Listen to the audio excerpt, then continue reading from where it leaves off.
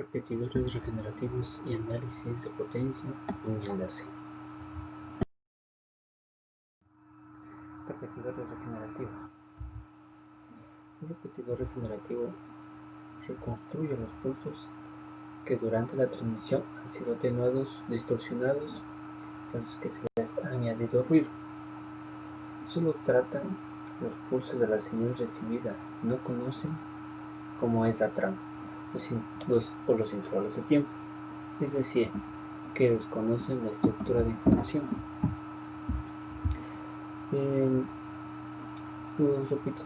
Los repetidores regenerativos tienen funciones básicas, como la igualación y amplificación, que recupera la forma de onda de la señal en línea. La igualación se consigue con la ecualización de la señal, la amplificación con un convertidor automático de ganancia. Así consigue un valor de pico prefijado. La segunda, la recuperación de reloj. El generador no tiene reloj interno para conocer la señal del reloj. La recupera de los códigos de línea que recibe. Por tanto, el código de línea debe tener suficientes cambios como para poder extraer el ritmo del reloj. Detección de la presencia o ausencia de pulso. La señal resultante de la etapa de igualación y amplificación se muestra en los instantes en el que el repetidor considera que debe haber pulso. Compara la señal resultante con el umbral para decidir si hay o no pulso. Regeneración y transmisión de pulsos. Se vuelve a generar la señal basándose en los pulsos detectados en la etapa anterior. Problema del repetidor regenerativo. Jitter. El jitter se debe a la fluctuación de fase en la señal.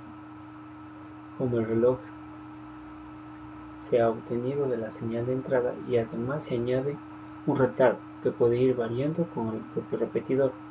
Este es un fenómeno acumulativo y por tanto imita el número de regeneradores en cascada. Los errores. Se pueden considerar errores por adición, donde no lo había, o por omisión.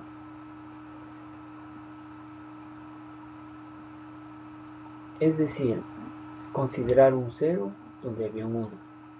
Para medir estos errores se utiliza la tasa de error binario, que es el BER, que es el bit de error, rate, que se calcula con el número de bits erróneos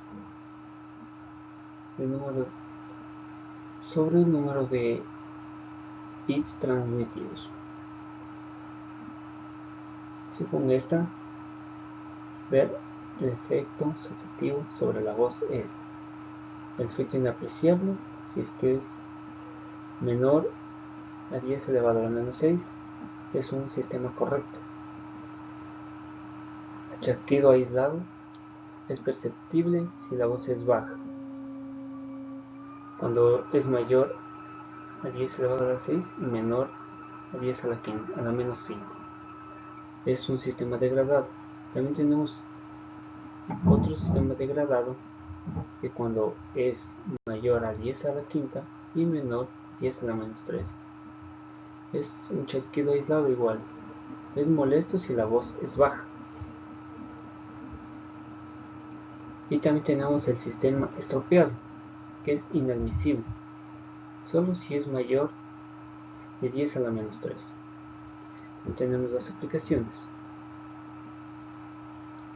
Los repetidores se utilizan a menudo en los cables transcontinentales y transoceánicos, ya que la atenuación o pérdida de señal en tales distancias sería completamente inaceptable sin ellos. Los repetidores se utilizan tanto como cables de cobre portadores de señales elípticas como en los cables de fibra óptica portadores de luz. Se utilizan los repetidores de los enlaces de telecomunicaciones punto a punto mediante radioenlaces que funcionan en el rango de microondas, como los utilizados para distribuir las señales de televisión en los centros de producción. Análisis de potencia de un enlace.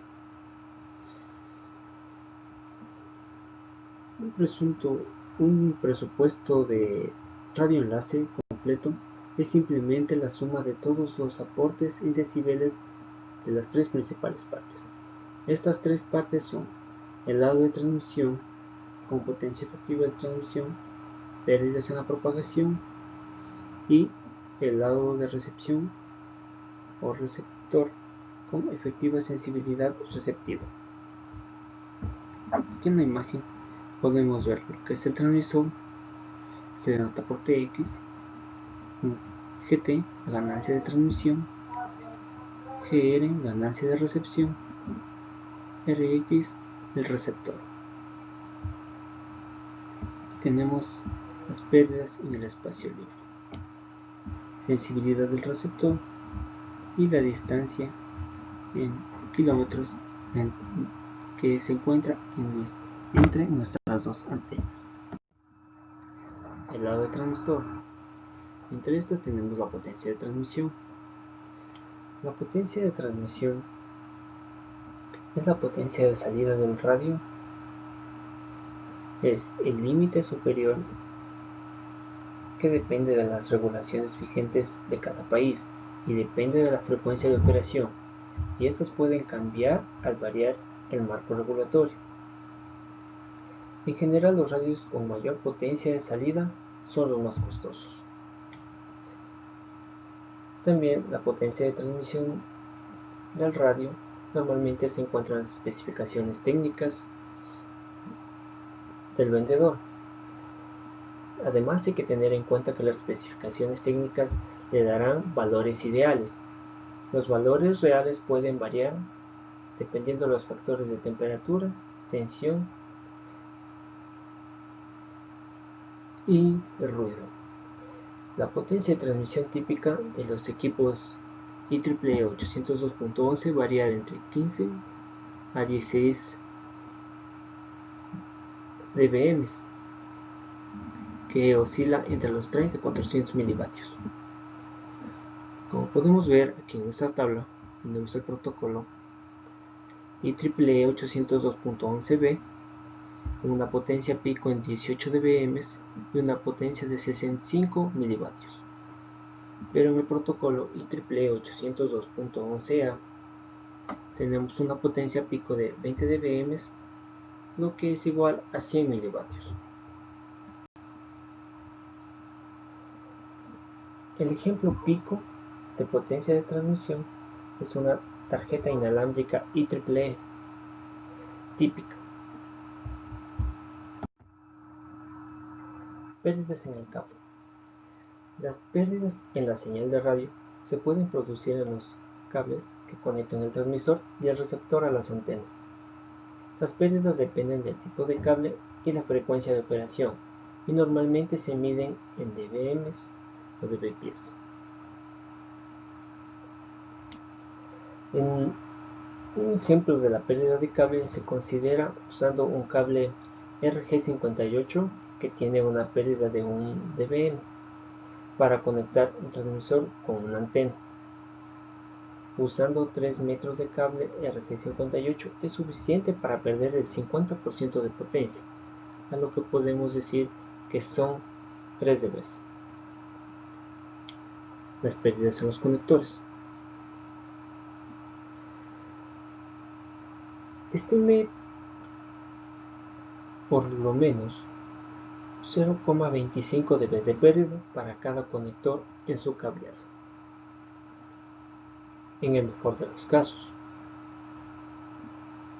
Estos valores son para conectores bien hechos, o sea, que vienen de fábrica, mientras que los conectores mal soldados, do it yourself, pueden implicar pérdidas mayores. Estos datos de pérdidas se ven en la hoja de datos, en su rango de frecuencia y el tipo de conector que usará. pero para estar seguro siempre se considera un promedio de pérdidas de 0,3 a 0,5 decibeles por conector como una regla general. Aquí en la segunda tabla podemos ver los valores típicos de pérdida en los cables para 2.4 GHz, que es una de las frecuencias más comunes que existen. En nuestra parte izquierda podemos denotar los tipos de cables y en la derecha la pérdida en dB por cada 100 metros. Entonces, comenzando con el cable RG58, oscila la pérdida de 80 a 100 dB por cada 100 metros. El RG213 va de 50 dB por cada 100 metros. Así como el LMR600 que tiene 14 dB de pérdida. El FlexiLine de 1,2 pulgadas de 12 dB y el de 7,8 pulgadas de 6,6. Así como vemos todos estos. Todo depende en sí del tipo de cable que se esté utilizando. Amplificadores. Opcionalmente se pueden usar amplificadores para compensar la pérdida en los cables o cuando no haya otra manera de cumplir con el presupuesto de potencia. En general, el uso de los amplificadores debe ser la última opción.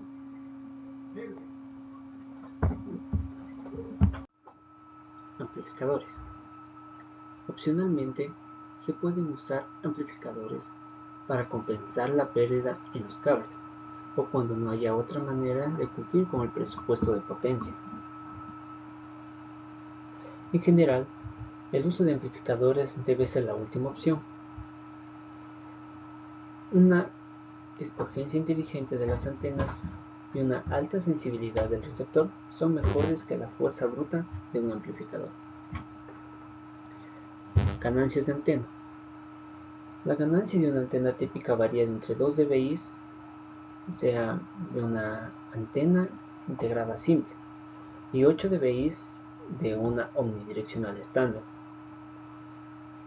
Y de una parabólica va de 21 a 30 dBi. Tenga en cuenta que hay muchos factores que disminuyen la ganancia real de una antena.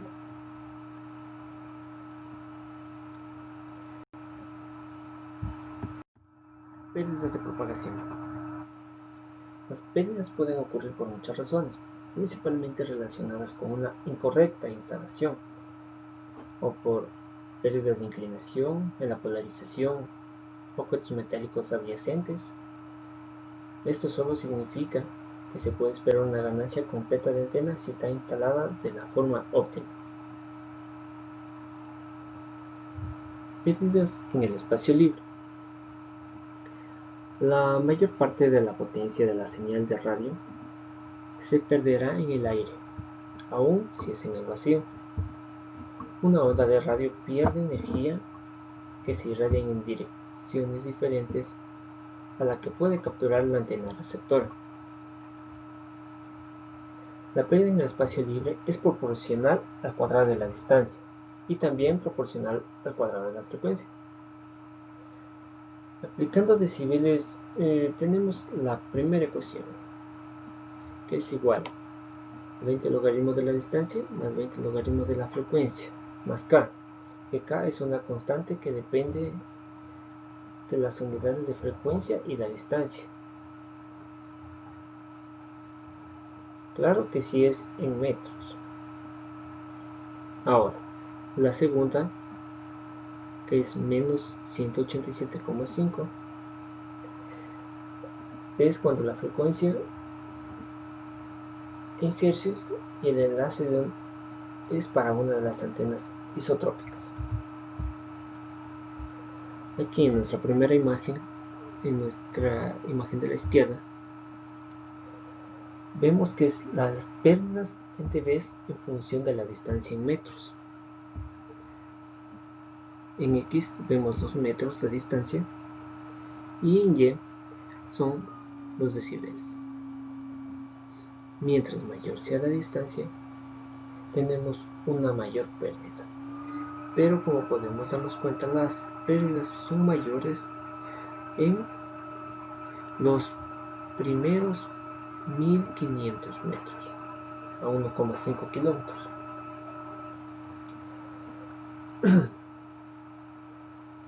Después de los 1,5 kilómetros se puede ver cómo es lineal las pérdidas, casi lineales. Y como regla general, en una red inalámbrica de 2.4 GHz hay 100 dB de pérdida en el primer kilómetro, y la señal es reducida a 6 decibeles cada vez que la distancia se duplica. Esto implica que en un enlace de 2 kilómetros hay una pérdida de 106 dB y a 4 kilómetros una pérdida de 112 decibeles. Aquí en nuestra tabla tenemos las pérdidas en el espacio abierto, PA, en decibeles, para diferentes distancias y frecuencias. Como hablamos que en el primer kilómetro tenemos la mayor cantidad de pérdidas, entonces en el primer kilómetro a una frecuencia de 915 MHz tenemos 92 decibeles de pérdidas, a 2,4 GHz 100 decibeles y a 5,8 GHz 108 decibeles. A 10 kilómetros en 915 MHz tenemos 912 decibeles, a 2,4 GHz 120 decibeles, 5,8 GHz 128 decibeles,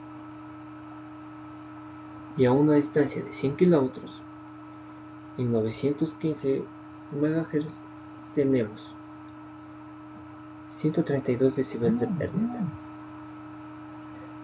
En 2,4 GHz tenemos 140 decibeles de pérdida y en 5,8 GHz 148 decibeles de pérdida. Zona de Fresnel. Teniendo como punto de partida el principio de Huygens, podemos calcular la primera zona de Fresnel en el espacio alrededor del eje, que contribuye a la transferencia de potencia desde la fuente hacia el receptor.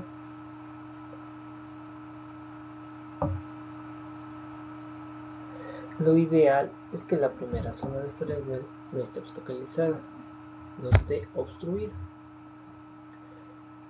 pero normalmente es suficiente despejar el 60% del radio de la primera zona de Fresnel para tener un enlace satisfactorio.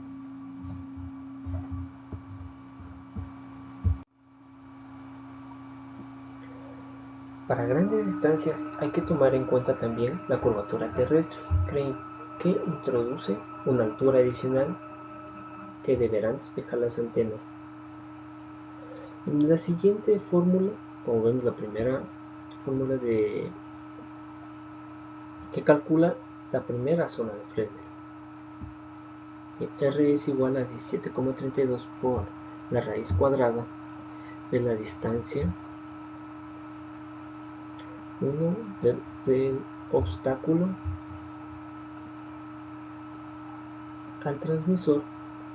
La distancia 2 es desde el obstáculo hacia el receptor en kilómetros, sobre la distancia en kilómetros, pero la distancia entre la antena transmisora y la receptora, F, que es la frecuencia en gigahertz, y R, que va a ser nuestro radio en metros.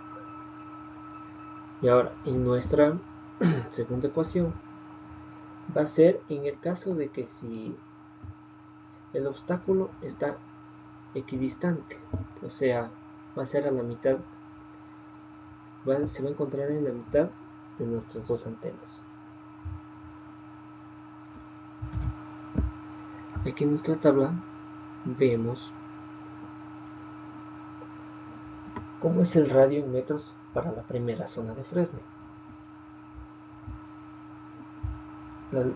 altura de la curvatura terrestre describe la elevación que la curvatura de la Tierra crea entre dos puntos.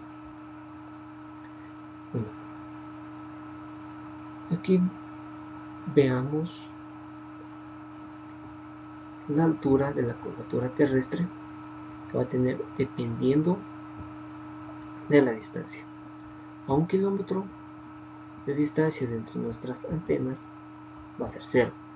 A una distancia de 10 kilómetros nuestra altura va a ser de 4.2 y a una distancia de 100 kilómetros va a ser de 200. Entonces aquí es lo que utilizamos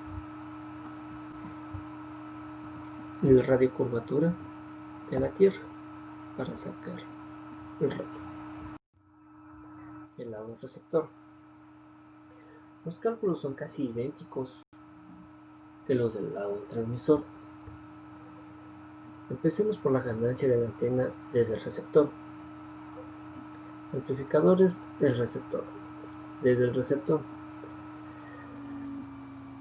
Los cálculos y los principios son los mismos que el del transmisor. Nuevamente la amplificación no es un método recomendable, a menos que las opciones hayan sido consideradas y aún así sea necesario. Por ejemplo, compensar las pérdidas en el cable. La sensibilidad del receptor. La sensibilidad del receptor es un parámetro que merece especial atención, ya que identifica el valor mínimo de potencia que necesita para poder decodificar o extraer los bits lógicos y alcanzar una cierta tasa de bits. Podríamos decir que en la sensibilidad, mientras más baja sea la sensibilidad, mejor será la recepción del radio. Un valor típico es de menos 82 dBm en un enlace de 11 megabits y de menos 94 dBm para 1 megabit por segundo. En nuestra tabla vemos los valores típicos de la sensibilidad del receptor de las tarjetas de la red inalámbrica. Como vemos, teniendo la tarjeta PCMCIA Silvergold a 11 megabits por segundo, tenemos menos 82 dBm. De 5,5 megabits por segundo, menos 87 dBm, a 2 megabits por segundo, menos 91, y a 1 megabit, menos 94. En la tarjeta 802.11b tenemos en los 11 megabits por segundo, menos 89 dBm. En 5.5 tenemos menos 91, en 2 megabits, menos 93, y 1 megabit a menos 95 dBm.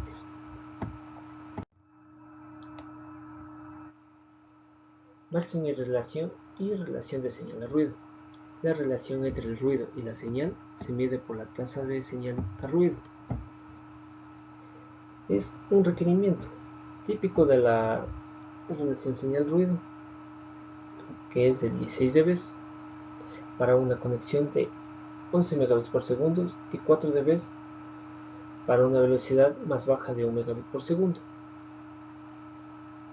En situaciones donde hay, muy poco ruido, el enlace está limitado primeramente por la sensibilidad del receptor. En áreas urbanas donde hay mucho radioenlace, es común encontrar altos niveles de ruido, como por decir menos 92 dBm, es lo más común. Y aquí también tenemos lo que podríamos calcular en nuestra relación señal a ruido, dada en dB, que es igual a 10 por el logaritmo en base 10 por la potencia de la señal en vatios sobre la potencia del ruido en vatios. Y bien, esta es una pequeña edición de conocimientos para ustedes. Muchas gracias.